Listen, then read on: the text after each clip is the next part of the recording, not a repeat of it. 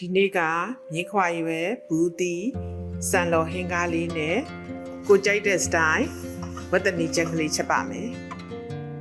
ဟင်းကားချက်ဖို့အတွက်ပထမဆုံးစံလေးကိုမီးလေးနဲ့လှောပါမယ်လှောပြီးတာနဲ့စံလေးတွေကိုထောင်းပါမယ်စံလေးထောင်းထားတဲ့အချိန်မှာမြင်းငပီးလေးနဲ့ပဇွန်ကြောက်အမှုံလေးတွေကိုထောင်းပြီးတော့မှ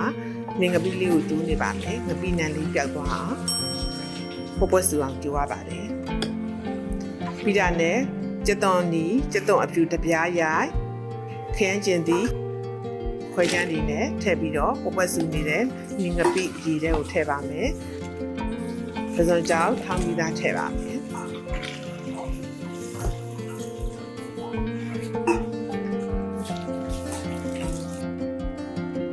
ဟင်းရည်လေးပွက်စုလာတာနဲ့ဘူးဒီလေးထည့်ပါမယ်စံလှော်လေးနူးဤသွားပြီးဘူးဒီလေးလည်းပဲ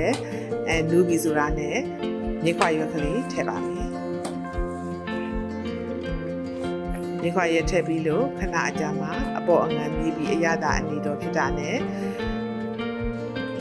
စံလှော်ဘူးဒီမြင်းခွာရွက်ဟင်းကားဤတက်ကလေးရပါပြီရှင်ဒီနေ့တော့ကနေပြီးတော့မှဝတ်သားတပိတ်သားရလာပါပြီတော့ဝတ်သားပါ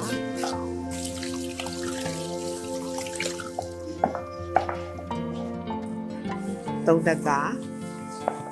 အသားများများလေးရပါတယ်ခေါင်းလည်းကောင်းပါလေတော့ဝတ်သားလေးဖြစ်တဲ့အတွက်ကြောင့်မို့လို့သူကရေလုံးဝမရှိပါဘူးသူကအတုံးအတိုင်းလေးပဲရေမရှိတဲ့အတွက်ကြောင့်မို့လို့အတုံးလေးအတိုင်းကျုပ်သွားခြင်းမရှိပါဘူးကျက်တော့အနီးကျက်တော့အဖြူဂျင်းလေးတွေကိုညှအောင်ထောင်းပါမယ်ကျက်တော့အဖြူအနီးဂျင်းလေးတွေကိုညှအောင်ထောင်းပြီးတာနဲ့စောစောက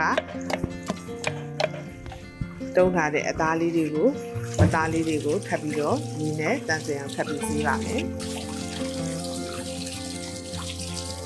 ဒီလေးစစ်ပြီးတာနဲ့ခုနထောင်းထားတဲ့ကျက်သွန်အဖြူနီချင်းရဲ့အရည်လေးတွေကိုအသားလေးအပေါ်ညှစ်လိုက်ပါမယ်ပြီးတော့ပဲငါပြားကြီးထည့်ပါမယ်ချိုးမုံလေးနဲ့ထည့်ပါမယ်စားထည့်မယ်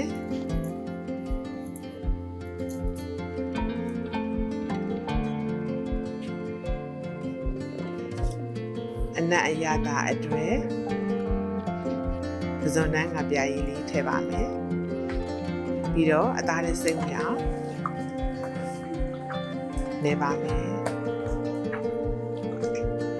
အရသာလေးနဲ့အကုန်ထည့်နေပြီးတာနဲ့15မိနစ်လောက်ခဏဖတ်ထားပါမယ်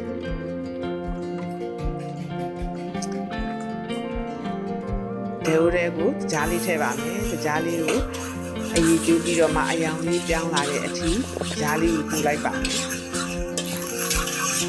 ကြားလေးအယောင်ပြောင်းသွားပြီဆိုတာနဲ့အခုမှနှက်ထားတဲ့အသားလေးကိုထည့်ပါမယ်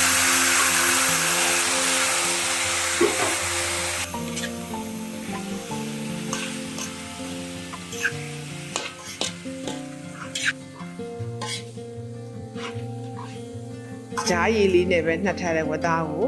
ခုနရေခမ်းသွားအောင်တည်ပါမယ်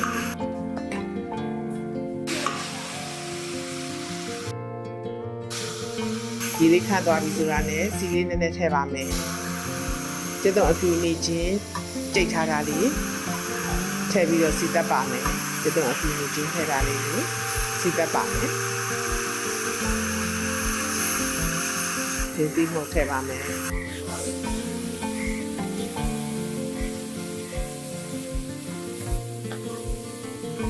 အလုံးစီတက်ပြီးလို့ဒီလေးခန့်သွားပြီဆိုတာနဲ့မသားလေးမျိုးကိုအတွက်ပထမတည်ရထည့်ပါမယ်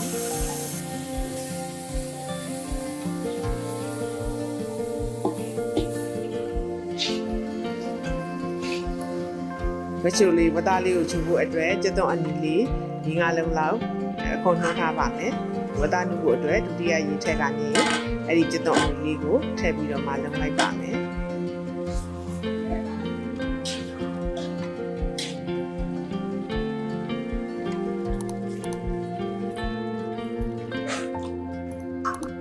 ပြီးတော့ဝတ်သားလေးကိုရေ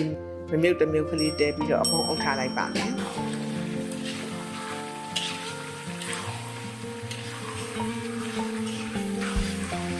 ဒုတိယရေလေးခန်းသွားပြီဆိုတာနဲ့လူညံ့နဲ့ဝတ်ချူချက်ကလေးကိုရပါပြီရှင်ဒီနေ့ကဘူးဒီဟင်္ကာလေးရဲ့ဘူးဒီဆန်လုံးမဟင်္ကာလေးရဲ့ဝတ်ချူချက်ရဲ့တည်တည်တုတ်ကလေးရဲ့နဲ့စားပါမယ်ရှင်အားလုံးထမင်းလာစားကြပါအောင်နော်ကျေးဇူးတင်ပါတယ်